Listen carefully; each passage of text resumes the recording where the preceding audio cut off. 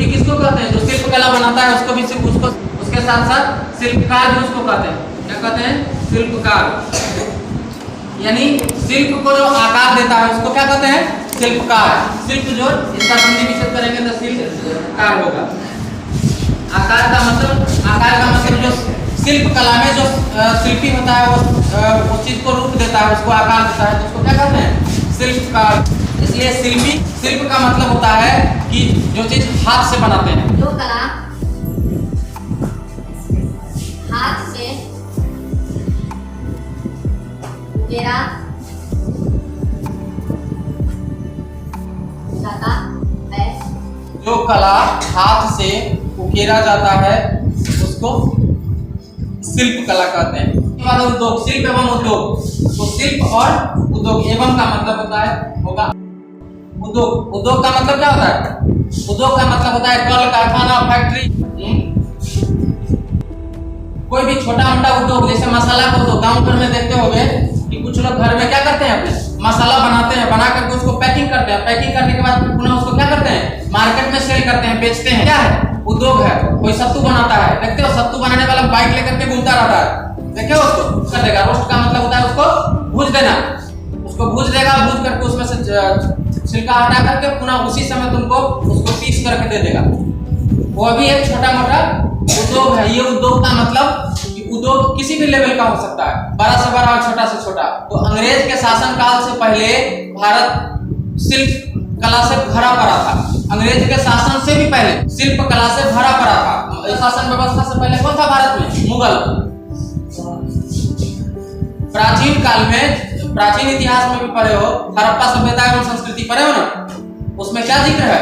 उसमें उस समय भारत पूरी दुनिया में 32-33% हिस्सेदार था व्यापार का। यानी पूरे विश्व में सबसे बड़ा व्यापारी देश भारत था। तुमने देखो उतना बड़ा अन्नागार यानी अन्न रखने का जगह, उतना बड़ा बड़ा शौचालय आधुनिक तरीके से बनाया हुआ शौचालय में, जिसमें आराम से एक साथ 5 आदमी स्नान कर सकता है, 10 आदमी स्नान कर सकता है। इतना बड़ा स्नानागार, जिसको हम लोग वॉशरूम बोलते हैं या बाथरूम बोलते हैं, नहाने वाले जगह। 1 नंबर 2 नंबर वाले को टॉयलेट बोलते हैं, उसको बाथरूम नहीं बोलते हैं। इस फर्म में मत रहना, फर्म को हटा दो। जिसको नहीं मालूम है, हम भी 7-8 साल इसका कंफ्यूजन में थे कि बाथरूम टॉयलेट, टॉयलेट बाथरूम, इसमें हम भी फंसते थे। इसलिए तुम लोग उस कंसेप्ट को क्लियर कर लो।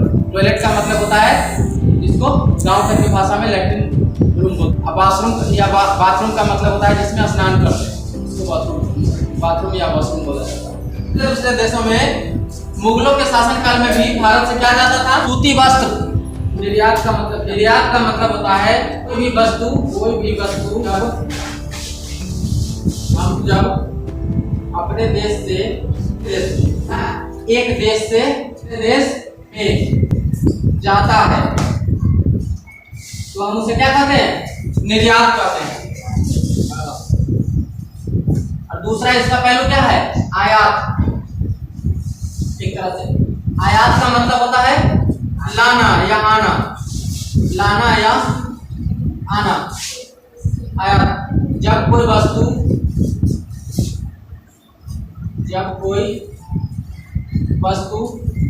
दूसरे देश से अपने देश में मंगाते हैं, दूसरे देश से अपने देश में आता है तो उसे आयात कहते हैं।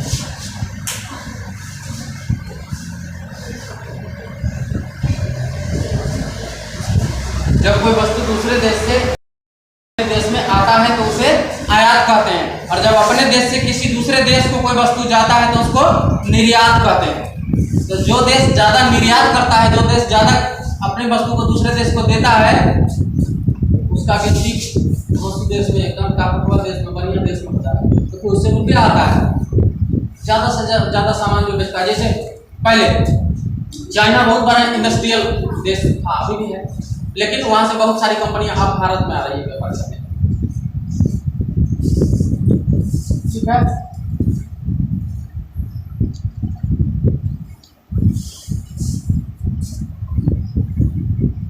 का प्रमुख वस्त्र, इसके बाद लिखेंगे भारत का प्रमुख उद्योग कब? अंग्रेजी शासन के पहले। उद्योग अंग्रेजी शासन के पहले भारत का प्रमुख उद्योग अंग्रेजी शासन के पहले क्या था? सिल्क एवं सूती वस्त्र। वस्त्र मीन्स कपड़ा। सूती को ही अंग्रेजी में क्या कहते हैं? Cotton. COTTON cotton. COTTON cotton. Cotton means सूती। कॉटन, कॉटन ऐसे लिखते हैं हिंदी में। तो इसको आकाश चंद्रमा को कभी कभी ओ पढ़ा जाता है, इसको काटन नहीं पढ़ेंगे, काटन पढ़ेंगे गलती पढ़ेंगे, कॉटन उसको पढ़ेंगे। COTTON cotton. कॉटन मीन्स होता है सूती।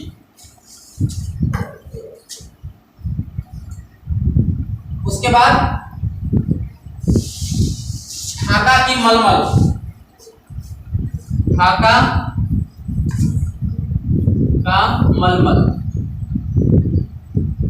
यह नाम ही था, यानी ढाका का जो मलमल था वो काफी विख्यात था। उसके बाद है बंगाल एवं लखनऊ की छीट के साथ साथ बंगाल एवं लखनऊ की छीट। उसके बाद अहमदाबाद की धोतियां एवं दुपट्टे। क्या? अहमदाबाद में, अहमदाबाद कहाँ है? गुजरात में है अहमदाबाद। गुजरात में ना है, कहीं और है? किसी को नहीं पता। अहमदाबाद गुजरात में है। अहमदाबाद, सूरत, ये सब अहमदाबाद की धोती एवं दुपट्टा। किनारी वाले कपड़े। किनारी मतलब जैसे ये इसका किनारा है तो इस पर रेशम का किनारा बनाया हुआ है। कहाँ का? नागपुर तथा मुर्शिदाबाद। नागपुर एवं मुर्शिदाबाद, ये हमारे भारत में है, नागपुर और मुर्शिदाबाद।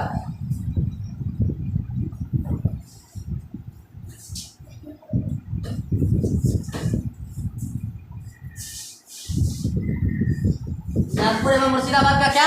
रेशमी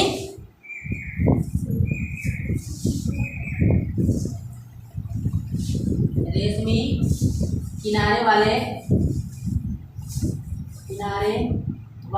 क्या? कपड़े एवं कुछ अन्य सूती कपड़े। रेशमी किनारे वाले कपड़े एवं कुछ अन्य मतलब दूसरा क्या? सूती वस्त्र वहां मिल जाता है, या उसके लिए वो प्रसिद्ध था। बड़ी मात्रा में क्या होती थी? निर्यात होती थी, दूसरे जगह जाती थी। यहाँ पर लिखा है ना, निर्यात होने वाले ये सामग्रियां। इसके ऊपर लिखेंगे क्या? इसको मिटा दे ऊपर से।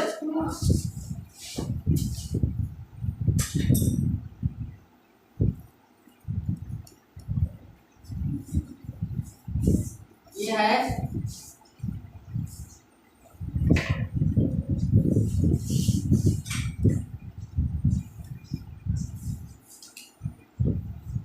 भारत से निर्यात होने वाली उद्योग सामग्री।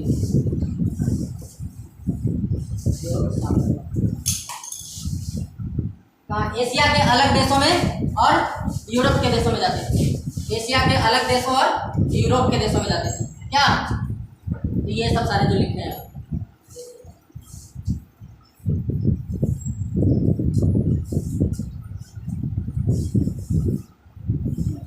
इसके बदले वहां से आता क्या था? सोना चांदी। इसीलिए भारत सोने की चिड़िया कही जाती थी, क्योंकि सोना चांदी का यहाँ क्या था? एकदम भंडार। कि यहाँ से सामान जाता था, वस्तु जाता था, उसके एवज में वहां से आता था सोना चांदी। रुपया का जमाना उस समय नहीं था। ये निर्यात होने वाली सामग्री है। और इसके बदले आयात होता था। इसके बदले आयात क्या था? सोना चांदी।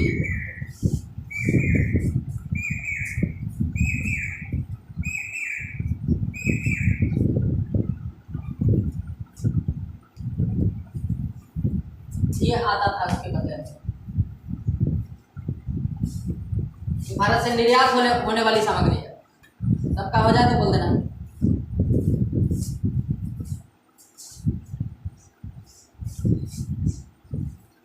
उसके बाद अब पढ़ेंगे भारत में आयात होने वाली दूसरे देशों से। ये हो गया।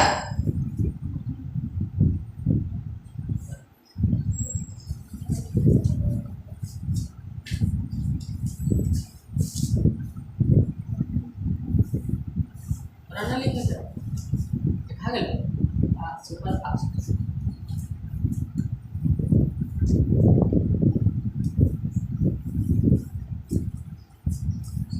ओके, इसको मिटाया जाए हैं?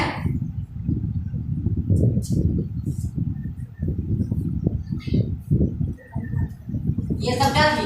मुख्य निर्यात होने वाली सामग्री। निर्यात का मतलब जो अपने देश से दूसरे देश को क्या हो रहा है? जोर से बोलो हैं? बोला करो। बोलोगे नहीं तो समझ में नहीं आया, या समझ याद नहीं हुआ।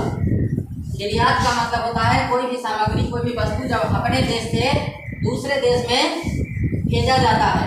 और आयात का मतलब होता है दूसरे देश से अपने देश में मंगाया जाता है, लाया जाता है, तो उसको आयात कहते हैं। अब हम लोग पढ़ेंगे आयात। निर्यात तो पहले पढ़े, उसके बाद उपयोग में आने वाली आयात। उपयोग में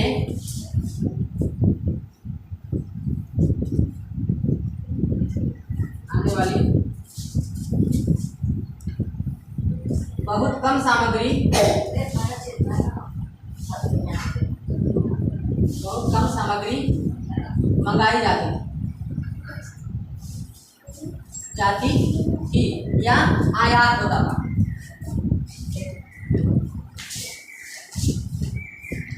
आयात होता था। जैसे में क्या क्या उसके बारे में, ऊनी कपड़ा, तांबा, लोहा। ऊनी कपड़ा, तांबा, उसके बाद लोहा, उसके बाद कागज। ये क्या है? ये आयात होता था, दूसरे देश से अपने देश में लाया जाता था, मंगाया जाता था, आता था। एशिया के देशों में कौन कौन देश से क्या आता था और क्या जाता था, उसके बारे में। एशिया के प्रमुख उत्पादक देश, उत्पादक देश। इसका मतलब क्या हुआ कि एशिया में प्रमुख उत्पाद यानी कुछ मुख्य उत्पादक देश, जो देश उसका उत्पादन करता था, जो जिस देश में वह चीज उत्पादन होता था, उसमें क्या है? एशिया के देश में चीन से क्या आता है? चाय। चीन से चाय पहला। उसके बाद चीनी मिट्टी के बर्तन, चीनी मिट्टी के बर्तन। उसके बाद इंडोनेशिया से मसाले तथा इत्र आते थे। इत्र देखा है? छोटा शीशी में होता है, उसको उसमें रुइया लपेट के कान में डालते हैं या फिर उसको जेब पर लगाते हैं। बहुत एक दिन लगाओगे ना तो कपड़ा धुल जाएगा, एक बार 2 बार 3 बार तैयो उसमें रहेगा सेंट, महक गमक, इसको इत्र कहते हैं। इत्र बहुत तगड़ा चीज होता है। क्या इंडोनेशिया से आता था मसाला, इंडोनेशिया से क्या आता था, इंडोनेशिया से मसाला एवं इत्र, इत्र एवं मसाला। इत्र जो है बड़ा सुगंधित चीज होता है, जैसे परफ्यूम मारते हो ना, एक आता है डीओ, डीओ देखे हैं, लगाए हैं, डीओ बॉडी पर लगाया जाता है, बॉडी स्प्रे उसको कहते हैं। परफ्यूम होता है सेंट जिसको कहते हैं, वो कपड़ा पर मारा जाता है, और वो इसके ऊपर इस पर बॉडी पर मारा जाता है डीओ। परफ्यूम मारा जाता है कपड़ा पर, और इत्र जो होता है वो भी कपड़े पर मारते हैं। इत्र इतना परफ्यूम तक होता है, कपड़ा तो धोआ जाता है ना, उसके बाद गमक आता है नहीं आता है। इत्र जब मारिएगा, इत्र 2 दिन 3 दिन तक एकदम चलता रहेगा। पहले मेरे पास तो खत्म हो गया है, कारण कि अभी राजस्थान नहीं जाते, पहले राजस्थान जाते थे तो वहाँ से फूल लाते थे, ताकि वहाँ खाटू श्याम भगवान को चढ़ता है, बहुत सुगंधित होता है, तो वहाँ चढ़ाने के 55 को 7 को शीशी खरीदते थे, तो 2 भगवानों के चढ़ा दिए, खूब गमकैत रहिए साल में लगातार, फिर आएंगे गमकाएंगे। 3 गोने से लेके आते थे तो अपने गमकाते थे, घर में भगवान है उनको भी गमका। इत्र बहुत अच्छा चीज होता है, रात्रि में नहीं लगाया जाता, दिन में लगाया जाता है। रात में लगाओगे ऐसा माना जाता है तो नेगेटिव ऊर्जा तुम्हारी ओर आकर्षित होगा। नेगेटिव ऊर्जा जिसको हम लोग गाँव घर में करते हैं भू, हाँ, चुड़ैल, तो रात्रि में सेंट परफ्यूम ये सब नहीं लगाना चाहिए, कभी भी नहीं। कितना भी बढ़िया पार्टी में जाइए, सेंट मार के मत जाइए रात में, उससे क्या होता है नेगेटिव ऊर्जा आपकी तरफ खींचेगा। नेगेटिव ऊर्जा में बहुत कुछ होता है, उतना दूर नहीं जाना है, उसको सीधा मान के चलिए नेगेटिव ऊर्जा एनर्जी। कोई भी आदमी चाहता है कि हमारे अंदर नेगेटिव मैंने गंदा आता है, नहीं, सब चाहता है अच्छा है, भले वो करता है गलत, फिर भी सोचता है कि अच्छा हो जाए कभी कभी। तो इसलिए इंडोनेशिया से आता था मसाला एवं इत्र। उसके बाद पढ़ेंगे अरब से आता था कहवा। अरब देश से क्या आता था, अरब देश से कहवा आता था। उसके बाद और क्या आता था, खजूर और शहद। शहद बोले तो ये खजूर के बारे में बताए ना अभी, हाँ खजूर। उसके बाद है शहद। शहद जिसको हम लोग गाँव घर की भाषा में क्या बोलते हैं, अपने देहाती भाषा में मध बोलते हैं। इसको मधु भी बोला जाता है, मधु भी बोला जाता है। अब किसी का नाम होगा मधु तो अन्यथा मत लेना। मधु, शहद को मधु भी बोलते हैं, या गाँव घर में अपना देहाती भाषा क्षेत्रीय भाषा में बोलते हैं मध। किसी के यहाँ जाते हैं तो कहते हैं मध पता तो आता है। इन चीज़ों का क्या होता था, इन सबका आयात होता था, इन सबका आयात होता था। आयात, ये आयात होने वाली वस्तु सामग्री अन्य दूसरे देशों से। इसके बाद हम लोग पढ़ेंगे क्या, भारतीय शिल्प एवं उद्योग की स्थिति।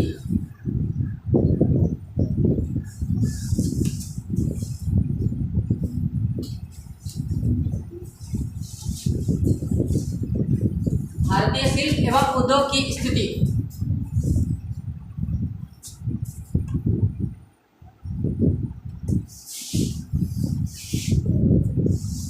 भारतीय शिल्प एवं उद्योग की स्थिति कब खराब होने लगी? यह अंग्रेजों के शासन काल से पहले की बात हम लोग पढ़े हैं। उस समय इतना जबरदस्त व्यवस्था था।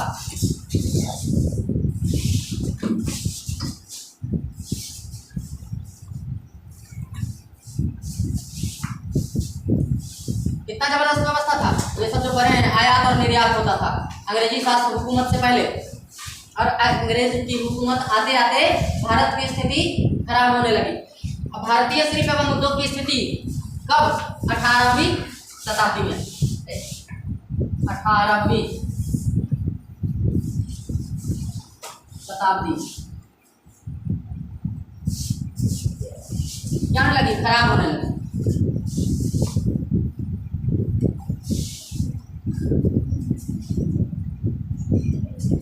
अठारहवीं शताब्दी में भारत की कौन व्यापारिक एवं शिल्प एवं उद्योग की स्थिति धीरे धीरे चरमराने लगी, खत्म होने लगी।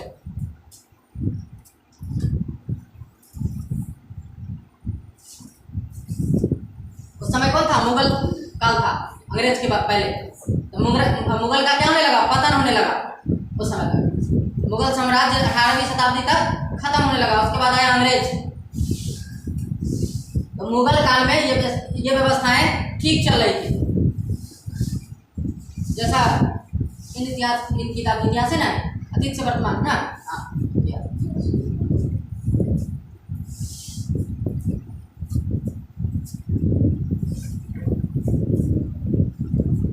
क्या होने लगा, मुगल साम्राज्य का पतन। मुगल साम्राज्य का पतन, पतन का मतलब क्या होता है, टूटना, खत्म होना, मर जाना, तो भी कहते हैं पतन। पतन का मतलब कहते हैं किसी व्यक्ति का पतन हो गया, यानी वो बहुत अच्छी स्थिति में था, उसकी स्थिति क्या हो गई, खराब हो गई, धीरे धीरे वो खत्म होता जा रहा है, उसको कहते हैं पतन। मुगल साम्राज्य का पतन जो है वो होने लगा किसी समय है, बोल भाई, मुगल साम्राज्य का स्थिति कब खराब होने लगा, 18वीं शताब्दी में। 18वीं शताब्दी जब आया तो उसकी स्थिति जर्जर होने लगी, मुगल साम्राज्य का पतन होने लगा, राजनीतिक रूप से अस्थिरता आ गई, राजनीतिक रूप से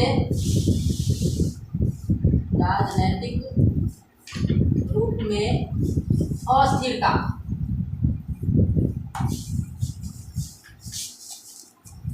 अस्थिरता का मतलब होता है जिसमें अ का मतलब नहीं और स्थिरता, यानी स्थिरता समाप्त हो गया, यानी एक से माने व्यवस्थित व्यवस्था से पूरी व्यवस्था में जाने लगा मुगल साम्राज्य।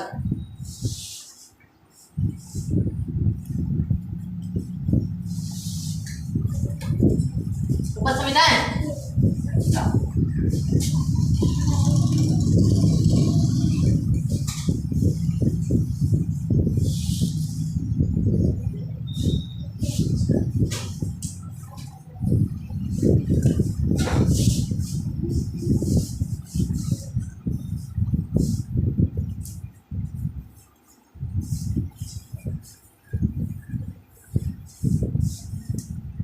इसके बाद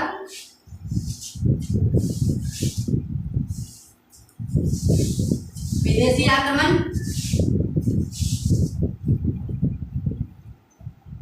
विदेशी आक्रमण एवं यूरोपीय व्यापारी, यूरोपीय व्यापारी भारत में आने लगे।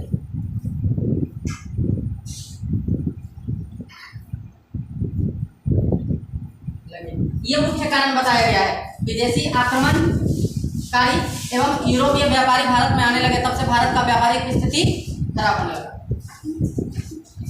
तब से शिल्प एवं उद्योग की स्थिति, शिल्प एवं इसमें तलब जैसा होगा, शिल्प एवं उद्योग की स्थिति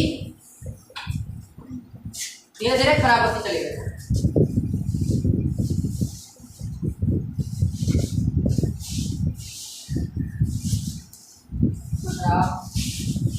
होती चली गई।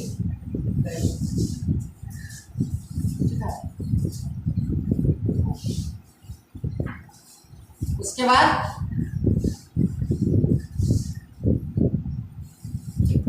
जब दूसरे जगह का व्यापारी तुम्हारे गांव में आने लगेगा, मान लो कि तुम्हारे गांव में बहुत अच्छा फसल हो रहा है, किस चीज का, फूल गोभी का, पत्ता गोभी का, टमाटर का, सब्जी का बहुत अच्छा खेती हो रहा है।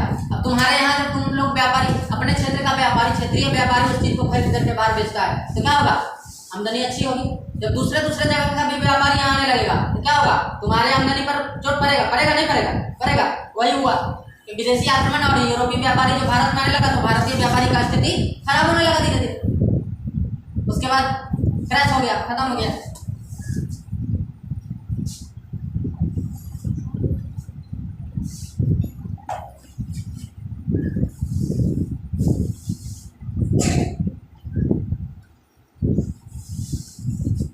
भारत में कपड़ा उद्योग के बारे में बताए हैं, बंगाल में ढाका में, अहमदाबाद, गुजरात, सूरत और उत्तर प्रदेश, ये सब कपड़ा के केंद्र। उसके बाद इसमें आएगा जौनपुर, आगरा आगरा प्रमुख कपड़े का